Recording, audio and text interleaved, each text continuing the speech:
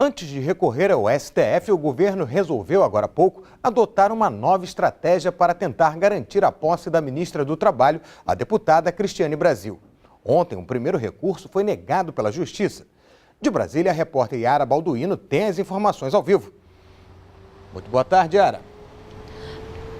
Boa tarde, Marcelo. Boa tarde a todos. Pois é, o governo decidiu tentar novamente derrubar a liminar no Tribunal Regional de Segunda Instância. O governo agora vai entrar com agravo de instrumento aí no Tribunal Regional para tentar reverter a liminar que suspendeu a posse de Cristiane Brasil. Caso o governo entrasse com um recurso no Supremo Tribunal Federal, esse recurso poderia demorar a ser julgado, porque o Supremo está de recesso até o dia 1º de fevereiro. Quem está julgando os casos é a presidente do Supremo, a ministra Carmen Lúcia, e só que antes de julgar o mérito, ela teria que julgar se o pedido é considerado urgente ou não. Caso ela considerasse que não é urgente, teria que esperar até o dia 1º de fevereiro para então ser escolhido um relator para julgar o caso. A posse de Cristiane Brasil estava marcada para ontem, às 3 da tarde, mas foi cancelada aí depois que o recurso do governo no TRF não foi aceito. Logo depois desse julgamento, o presidente Michel Temer se reuniu com a deputada Cristiane Brasil, com o pai dela, Roberto Jefferson, que é presidente do PTB, que indicou Cristiane Brasil para o cargo, e também com o deputado Jovair Arantes, que é líder do PTB na Câmara. Na saída, Jovair Arantes disse o seguinte, que não existe um plano B, que o partido não vai indicar outro nome e que o nome de Cristiane Brasil está mantido como indicado aí para o Ministério do Trabalho. Marcelo. Obrigado, Yara. Na França, um grupo de 100 mulheres, entre elas a atriz Catherine Deneuve, publicou uma carta com críticas à onda de denúncias de abusos sexuais. Um texto que gerou polêmica. O grupo de Catherine Deneuve defende que as denúncias iniciadas na indústria do cinema foram longe demais. Afirma que estupro é crime, mas a tentativa de seduzir alguém, mesmo que de forma insistente ou desajeitada, não é. E rejeita um feminismo que, segundo as autoras do texto, manifesta ódio aos homens e à sexualidade e representa um retorno ao puritanismo. A carta, publicada no jornal francês Le Monde, é um contraponto ao movimento que expôs os abusos cometidos por homens como o ator Kevin Spacey e o produtor Harvey Weinstein.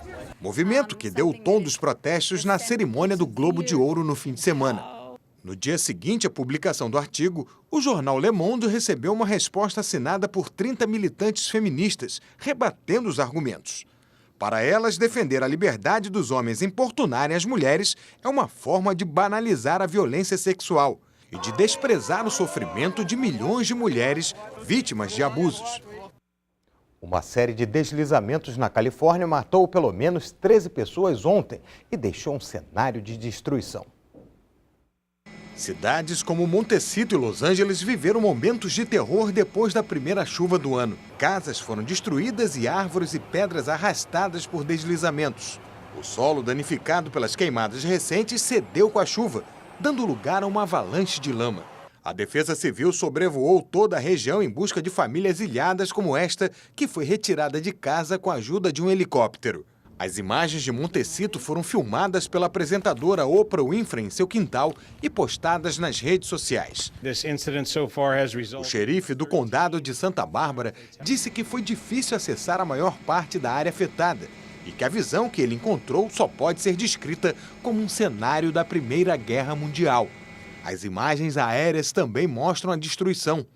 Mais de 50 pessoas foram resgatadas e o trabalho das equipes continua. Na China, turistas aproveitam o frio intenso para visitar o maior festival de esculturas de gelo do mundo. O Festival de Harbin reúne milhares de turistas para ver atrações como esta. 2.000 bonecos de neve que surpreendem pelas decorações diferentes e também, é claro, pela quantidade. Este ano teve também um casamento coletivo. 34 casais enfrentaram as baixíssimas temperaturas. As noivas capricharam nos vestidos e nos casacos.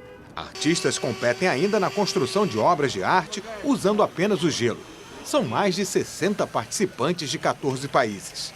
Uma galeria a céu aberto que fica ainda mais bonita durante a noite, com uma apresentação de luzes e fogos sobre as esculturas. O Festival de Harbin só termina quando a neve começar a derreter.